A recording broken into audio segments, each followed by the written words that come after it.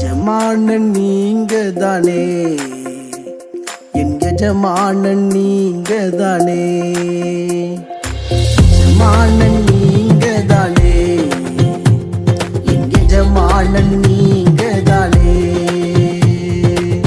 உன் கரத்தையே நோக்கிடுவேன், என்னை என்றும் நீர் நடத்திடுவே.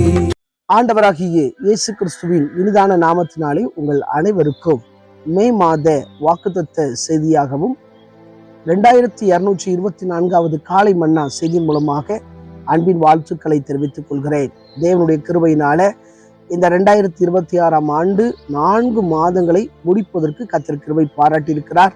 இந்த புதிய மாதத்தை கர்த்தர் தந்திருக்கிறார். உள்ளத்தில் ஆழத்திலிருந்து இதை பார்க்கிற ஒவ்வொரு பேருமே ஆண்டவரை துதிக்க வேண்டும். நாம் நிற்பதும் நிர்மூலமாகாதிருப்பதும் தேவனுடைய கிருபையாய் இருக்கிறது. இந்த நாளிலும் இந்த மாதத்துக்குரிய வார்த்தையை சொல்லும்படி விரும்புகிறேன். செப்பனியாவின் புஸ்தகம் 3ஆம் அதிகாரம் 15வது வசனத்தினுடைய பின்பகுதி சொல்லப்பட்டிருக்கிறது, இனி தீங்கை காணாதிருப்பாய்.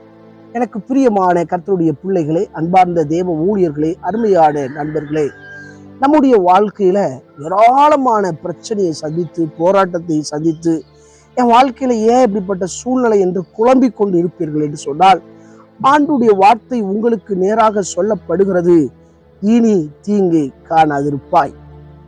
உங்க வாழ்க்கையில பல போராட்டங்களை சந்திப்பதற்கு என்ன காரணம் என்று சொல்லி யோசிக்க வேண்டும்.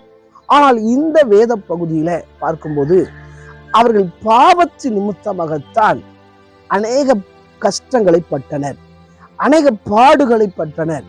ஆகவேதான் இங்கே சொல்லப்பட்டிருக்கிறது, அவர் உன் ஆக்கினைகளை அகற்றி உன் சத்துருக்களை விலக்கினார், இஸ்ரவேலின் தேவனாகிய கர்த்தர் உன் நடுவில் இருக்கிறார், இனி தீங்கை காணாதிருப்பாய். நம்முடைய வாழ்க்கையில ஏதாவது பாவங்கள் காணப்படுகிறதா, ஆண்டவருக்கு விரோதமான காரியங்களை செய்கிறனா என்று சொல்லி யோசிக்க வேண்டும். அப்படி இருக்கிற பட்சத்துல கூட சில நேரத்துல தீங்கு வருவதற்கு வாய்ப்பு இருக்கிறது. சில நேரத்துல முன்னோர்களுடைய சாபத்தினால கூட தீங்கு வர வாய்ப்பு இருக்கிறது. நம்ம செய்கிற பாவ கிரியைகள் கூட தீங்கை உண்டு பண்ணும். எனவே நம்மை நாமே ஆராய்ந்து பார்க்க வேண்டிய நாட்களுக்குள்ளாக இருக்கிறோம். வருகிற வாரத்துல திருவிருந்து ஆராதனை இருக்கிறது. எனவே ஒவ்வொரு பேருமே நாமே பரிசோதனை பண்ணி செய்ய வேண்டும். நம்ம எப்படி வாழ்ந்து கொண்டிருக்கிறோம், எப்படி இருக்கிறோம் அப்படி சொல்லி யோசிக்க வேண்டும். ஆனால் இஸ்ரவேல் ஜனங்களுடைய வாழ்க்கையில அவர்கள் ஏராளமான போராட்டத்தை சந்தித்தனர். ஆனால் அவருடைய வாழ்க்கையில முறுமுறுப்பு, அற்புதங்களை பெருகிற வரையும் சந்தோஷமா இருப்பாங்க. ஆனால் சில அற்புதங்கள் தாமதமாகும் போது முறுமுறுக்க ஆரம்பித்திருவார்கள். ஆகவே அதுவே அவருடைய வாழ்க்கையில காணாமல் சேருவதற்கு பெரிய தடையாய் காணப்பட்டது. இன்றைக்கு நம்மை நாமே ஆராய்ந்து பார்ப்போம் என்று சொன்னால், நாம் எதிரை தவறுகிறோம் என்பது ஆண்டவர் நமக்கு உணர்த்துவார். அதை விட்டுவிட்டால் நிச்சயமாகவே நம்முடைய வாழ்க்கையில பார்த்து கொண்டிருக்கிற, அனுபவித்துக் கொண்டிருக்கிற எல்லா பிரச்சனைகளையும் கர்த்தர் விளக்குவார். சில நேரங்களில் சத்துருக்களை போன்ற சில மனிதர்கள் நம்மை எழும்புவார்கள், அவர்களையும் கர்த்தர் அகற்றி விடுவேன் என்று வாக்கு பண்ணுகிறார். எனவே இந்த விசுவாச வார்த்தையோடு இந்த மாதத்தை துவங்குவோம். இனி தீங்கை காணாதிருப்பாய் என்ற ஆண்டோடைய வார்த்தை சொல்கிறது. என் வாழ்க்கையில கர்த்தர் சமாதானத்தின் நாட்களை வைத்திருக்கிறார், சந்தோஷத்தின் நாட்களை வைத்திருக்கிறார். என்னுடைய தொழிலில் நான் இன்னும் ஆசீர்வதிக்கப்படுவேன், எல்லா தீங்கையும் கர்த்தர் மாற்றுவார். அப்படி நம்பிக்கையோடு இந்த மாதத்துல துவங்குவோம். ஆண்டவரை தேடி வந்திருக்கிறபடியால் ஒரு குறைவில்லாமல் கர்த்தர் நடத்துவார். கண்களை மூடி ஜெபிப்போம். எங்களை நேசிக்கிற நல்ல தகப்பனை, இந்த வேலைக்காய் வருகிறேன்.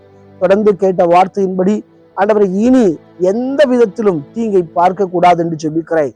இவங்களை மனமடிவாக்கி கொண்டிருக்கிற பிரச்சனைகள் இயேசுவின் நாமத்தில் விலகட்டு ஜெபிக்கிறேனப்பா.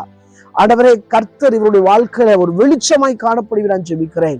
விசேஷமானமாய் இந்த மாதம் முழுவதும் உடைய கரம் ஆளுகை செய்யட்டும். காலை மன்னா நேர்களுக்காக ஜெபிக்கிறேன். பண நெருக்கடியில் உள்ளவங்களுக்கு பண தேவைகளை சந்திப்பீராக. மனதளவில் பாதிக்கப்பட்டவர்களுக்கு ஒரு அற்புதம் நடப்பதாக. பிறந்த நாள், திருமண நாளை நினைவு கூறுகிறவர்களுக்கு கர்த்தர் ஒரு அற்புதங்களை செய்வீரான் ஜெபிக்கிறேனப்பா. அதிசயமான கரத்தை நீட்டுவீரான் ஜெபிக்கிறேனப்பா. இந்த மாதம் முழுவதும் கர்த்தருடைய கரம் ஆளுகை செய்து நடத்தட்டும். இயேசுவின் மூலம் ஜெபங்களும் ஜீவன் நல்ல பிதாவே, ஆமென். ஆண்டவர் சித்தமானால் மீண்டும் நாளை காலை புதிய காலை மன்னா செய்திகளை சந்திக்கிறேன்.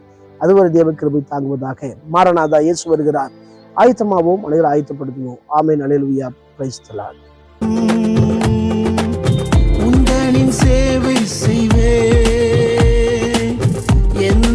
சூழ்நிலையிலும்